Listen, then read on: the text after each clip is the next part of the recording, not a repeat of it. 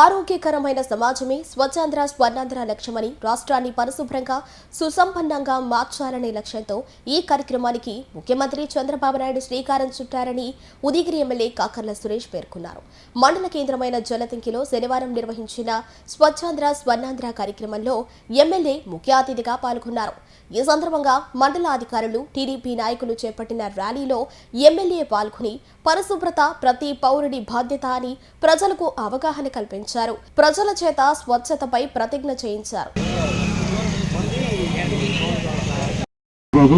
అందుకని ఈ రోజు చాలా వరకు ప్లాస్టిక్ మేము 3వ శనివారం ప్రతిష్టాత్మక సద్వినియోగం చేసుకుంటామని కోరుకుంటూ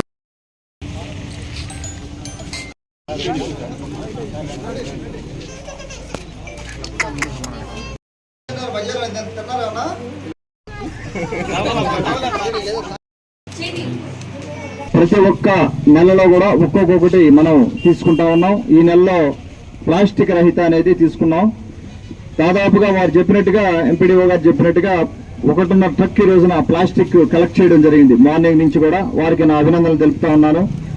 ఎక్కువగా మన ఉదయగిరి నియోజకవర్గంలో ఎక్కువ చేస్తా ఉన్నాం. ఇది స్వచ్ఛాంధ్ర స్వర్ణాంధ్ర కార్యక్రమం ఎంతో గర్వంగా చెప్పుకోవాలి. మనం ఇది ఒక వింజమూరు మండలం అయితే దాదాపుగా స్టేట్ లో ఫస్ట్ రావడం జరిగింది. దీనికి ఒక స్వచ్ఛ రథం అని చెప్పి కూడా ఒకటి నడుపుతా ఉన్నాం. వాళ్ళు ఇంటికే వస్తారు. ఇంటికే వచ్చి మీరు తడి చెత్త పొడి చెత్త కానీ సపరేట్ చేసి పెట్టుకుంటే ఆ పొడి చెత్తలో ఈ వాటర్ బాటిల్స్ కానీ ఈ ప్లాస్టిక్ మెటీరియల్ అంతా కూడా కానీ మీరు పెడితే మీకు కొంత డబ్బు వచ్చే అవకాశం ఉంది. వాళ్ళు ఇంత తీసుకున్న తర్వాత దానికి ఎంత అని చెప్పి డబ్బులు వచ్చే అవకాశం ఉంది.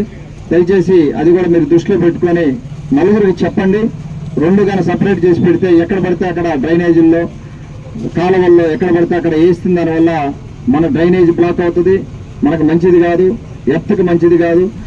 అందుకని చెప్పి దీన్ని అవాయిడ్ చేయాలన్న ఉద్దేశంతో ఈ ఒక పెద్ద కార్యక్రమాన్ని బాబు గారు ప్రతి శనివారం ఆయన చేయడానికి రీజన్ ఏంటంటే మనకు ఒకసారి మళ్ళీ గుర్తు చేయడం. ప్రతి ఒక్కరికి కూడా మన బాధ్యత ఇది. స్వచ్ఛాంధ్ర స్వర్ణాంధ్ర వైపు మనం అందరం కూడా నడవాలి అని చెప్పి గుర్తు చేయడానికి అని చెప్పి అందరికీ, ఎమ్మెల్యేలందరికీ కూడా గౌరవ ప్రజాప్రతినిధులందరినీ కూడా పాల్గొనమని చెప్పడం జరుగుతూ ఉంది. వారి బాటలో మనం దీన్ని ఇంకా ముందుకు తీసుకెళ్లి రాబోయే 3 సంవత్సరాల్లో కూడా ఒక పద్ధతి అలవాటు అయిపోతుంది. ఇతర దేశాల్లో చేసినట్టుగా మనకు కూడా స్లోగా అలవాటు చేసుకుని ఒక్క రోజులో రాదు. ఇది స్లోగా మనం అలవాటు చేసుకుంటే అది పెద్ద కష్టమైన కార్యక్రమం కాదు. ఇది మనం బాధ్యతగా తీసుకుంటే చేసేదే. ఇది ₹4 డబ్బులు కూడా వస్తాయి. కాబట్టి దయచేసి అందరూ కూడా నలుగురికి చెప్పి దీన్ని కార్యక్రమాన్ని ముందుకు తీసుకెళ్లవలసిందిగా